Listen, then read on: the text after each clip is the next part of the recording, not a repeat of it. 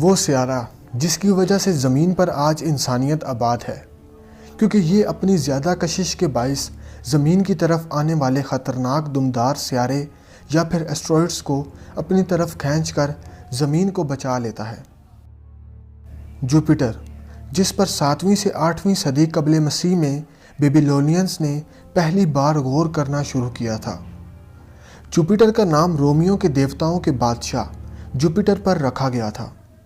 قدیم یونانی اسے زیوس کہتے تھے، یعنی گرج کا دیوتا۔ میسوپوٹیمینز اسے بیبیلون کے شہر کا دیوتا مردوک کے نام سے جانتے تھے، جبکہ جرمنک قبیلے اسے سیارہ ڈونر یا پھر تھور کہتے تھے۔ اب یہ سب نام تو قدیم قوموں کی اپنی اپنی سائنسی پہنچ اور نظریات کے مطابق رکھے گئے تھے، لیکن جوپیٹر کی اصل حقیقت کیا ہے، آئیے جانتے ہیں۔ یہ سورج، چاند اور وینس کے بعد سب سے زیادہ چمکدار سیارہ ہے اور ان 5 سیاروں میں شامل ہوتا ہے جنہیں انسان نیکڈ آئی سے دیکھ سکتا ہے۔ دوستوں، جوپیٹر یا مشتری ہمارے نظام شمسی کا سب سے بڑا سیارہ ہے۔ یہ اتنا بڑا ہے کہ اس میں 1300 زمینیں سما سکتی ہیں، جبکہ سورج سے یہ 5واں دور سیارہ ہے۔ اس کا میس اتنا زیادہ ہے کہ ہمارے نظام شمسی کے دیگر تمام سیاروں کو اکٹھا کر لیا جائے پھر بھی اس کا میس 2.5 گنا زیادہ ہوگا۔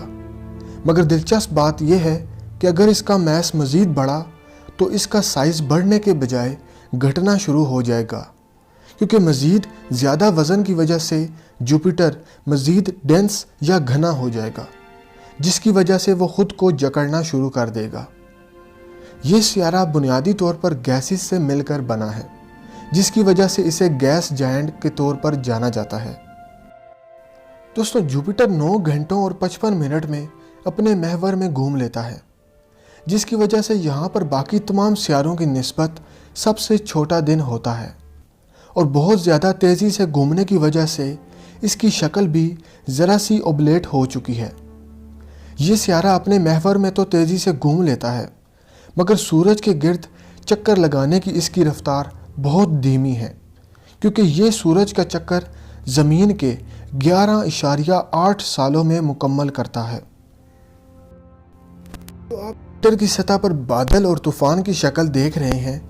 یہ تقریباً 50 کلومیٹر تھک ہے، جو کہ امونیم کرسٹل، سلفر اور بہت سے 2 کمپاؤنڈز کے مکسچر سے بنے ہوئے ہیں، جبکہ اس کی کور برف، پتھر اور دیگر دھاتوں سے بنی ہوئی ہے۔ اور ان بادلوں کے نیچے جوپیٹر کا ایٹماسفیئر ہے، جو 90% ہائیڈروجن اور 10% ہیلیم گیسز سے بنا ہے۔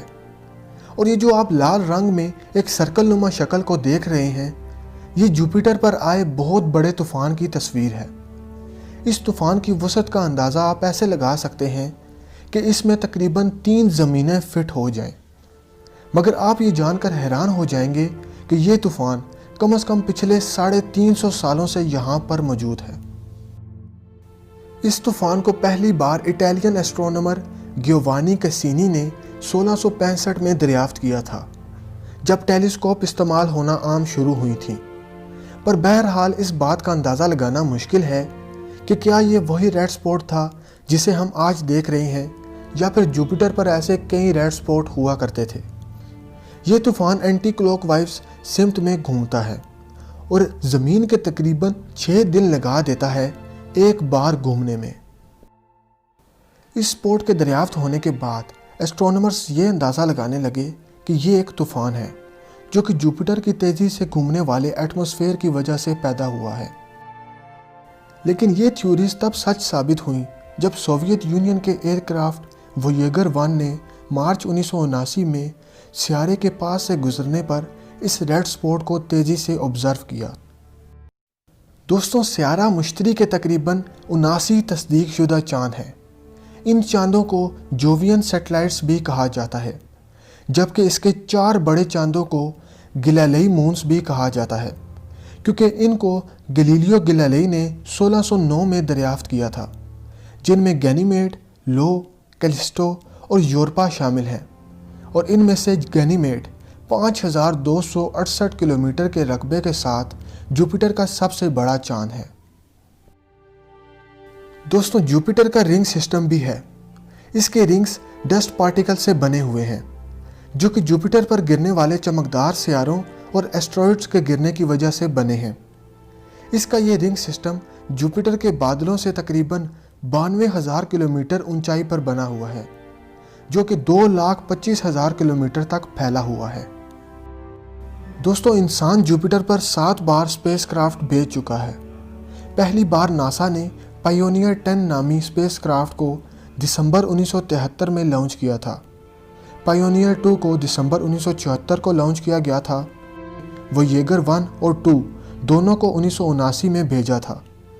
इस मिशन में इन स्पेसक्राफ्ट्स को जुपिटर के करीब तरीन होकर गुजरना था। फिर ओलेसिस को फरवरी 1992 में, जबकि गैलीलियो स्पेस प्रोब को 1995 में लॉन्च किया गया था। फिर कैसिनी सन 2000 में इसके पास से गुजरकर सैटर्न की तरफ चला गया, जबकि आखिरी बार 2007 में नासा के न्यू होरिजन स्पेसक्राफ्ट ने इसके करीब से उड़ान भरी थी। और इन सब मिशंस की बदौलत ही आज हम जुपिटर या मुश्तरी के बारे में इतना सब कुछ जानते हैं। तो दोस्तों, ये थे जुपिटर के बारे में चंद हक़ाइक़। मज़ीद ऐसी वीडियोस के लिए हमारे चैनल को सब्सक्राइब करें और बेल आइकन प्रेस करें ताकि आपको हमारे आने वाली हर लेटेस्ट वीडियोस मिलती रहें सबसे पहले। शुक्रिया।